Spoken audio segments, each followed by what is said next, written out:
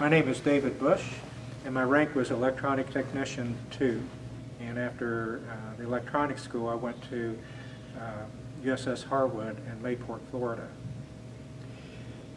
I was on the ship about 3 weeks, and they very quickly taught me the ECM equipment.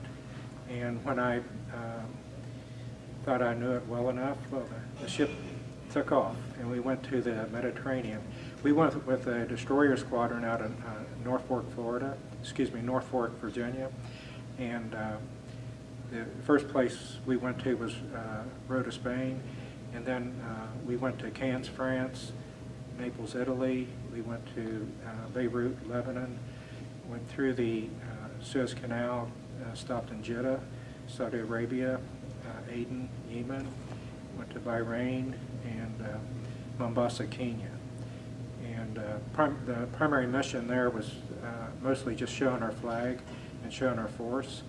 As we went through the Suez Canal, at the time the Suez Canal was one-way traffic, and just south of the center of the Suez Canal was Great Bitter Lake, and the ships traveling from the north would stop in Great Bitter Lake, and the ships traveling from the south to the north stopped in Great Bitter Lake, and then we switched and went down. When we were at Great Bitter Lake, was when Russia was very friendly with Egypt in 1966, and so the Russian MiGs buzzed our ship while we were sitting there anchored in Great Bitter Lake.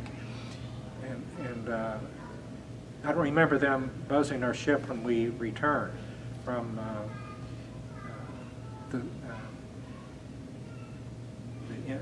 the Red Sea, the Indian Ocean and the Red Sea, but going south they did. And then we stopped in Crete, and then Naples, and then Barcelona, and Gibraltar, and then we returned to Mayport, Florida. When we were in the Mediterranean, we went again with the destroyer squadron out of Norfolk, and while we were in the Mediterranean, our destroyer squadron 16 went to Vietnam. And so when we were sitting there, we didn't have a destroyer squadron, so they put our ship with destroyer squadron 14. It was destroyer squadron 14's turn to go back to the Mediterranean, so we went back the next summer. And we went to very similar ports. We went to Naples, we went to Crete again, but this is during the period of time of the Six-Day War. We were over there when the USS Liberty was shot at and hit by Israel missiles. Well, it's like when a lot of things happen in a war circumstance, you don't get all the information because a lot of people don't know really what happened. And that's why when our ship was notified about the Liberty incident, that the whole Sixth Fleet was going from the western part of the Mediterranean to the eastern part. And this is because we didn't know, wanted to be prepared for anything, and we knew that the Liberty was hit, but we didn't know all the circumstances. At the time, we didn't know that Israel had done it. We didn't know who did it. And at that point, we had pretty much the whole Sixth Fleet going from the western part of the Mediterranean to the eastern part. And as we did that, we had there were so many ships there, and part of our formation were also Russian ships. And we didn't know it until the sun came up, and there they were. And but we went on, and once they found out what the problem was with the shelling of the USS Liberty, then we kind of disbanded from that. Other activity that we had with Russians, and this was with both the first and the second cruise, was when you're operating with an aircraft carrier, the destroyers maintain a barrier around that carrier. Well, you didn't always have enough ships to complete the barrier around the carrier, so the Russian ships would get, and they would fit that open position. And then as the carrier moved to the left or the right, the Russian ships would just go right with us, like they knew what they were doing. And on one experience, we had our anti-submarine warfare group. We had an aircraft carrier. It was a helicopter carrier, and there was 2 other destroyers, and we were chasing a Russian submarine, and it got trapped. We trapped it, and it went to the bottom of the Mediterranean, and it just sat there. And then a Russian trawler came through our formation, and we're assuming that the submarine came up underneath the Russian trawler and left. I can't think of any other situations like that, other than we hit a lot of different ports. When we went to Crete for 2 weeks, because NATO was helping out with the 6-day war, but the NATO didn't have any communications, and so the destroyers would go into Crete for a 2-week period of time, because that's where NATO had their Air Force base, and then we would run communications for NATO, because we had, the radio transmitters.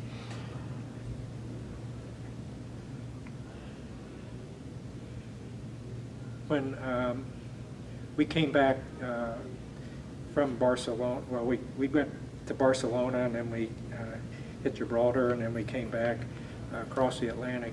And while we were coming back on our second cruise, we got involved in a hurricane, and we had a big roll also. It was the only time I ever strapped myself in my bunk because of the ship rolling back and forth. And there was one time it did feel like the ship wasn't going to right itself again, but it did.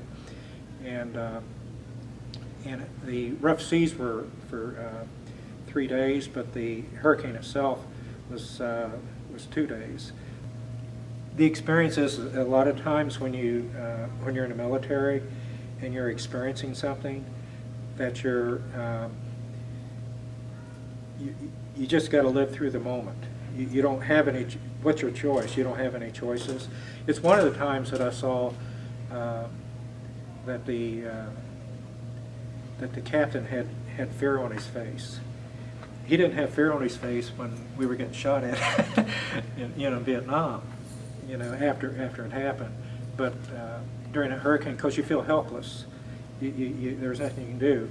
The whole ship was like what's called condition zebra, where all the hatches are closed. Nobody could go outside the ship, so other than on the bridge, to control the ship.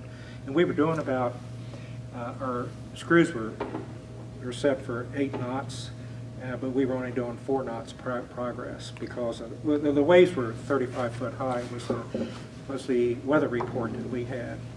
And also the Saratoga aircraft carrier that was with us, on the one side there's catwalks on both sides of the flight deck, and on the one side of the flight deck, which is 90 foot high, half the catwalk was missing. And we had an exchange of radarmen from our ship to the carrier, and our sailors said all the carrier sailors were sick because they're not used to going through an experience like that with heavy weather. And so once the seas calmed down, the USS Saratoga, who was operating with us, as soon as they settled down, they took off, because an aircraft carrier can go faster than a destroyer. And then we made it back to Mayport. We were in Mayport a few days, and got called down to the mess decks, and were told that we were scheduled to go to Vietnam in April. And so on April 10th, we went back to, we went to Vietnam.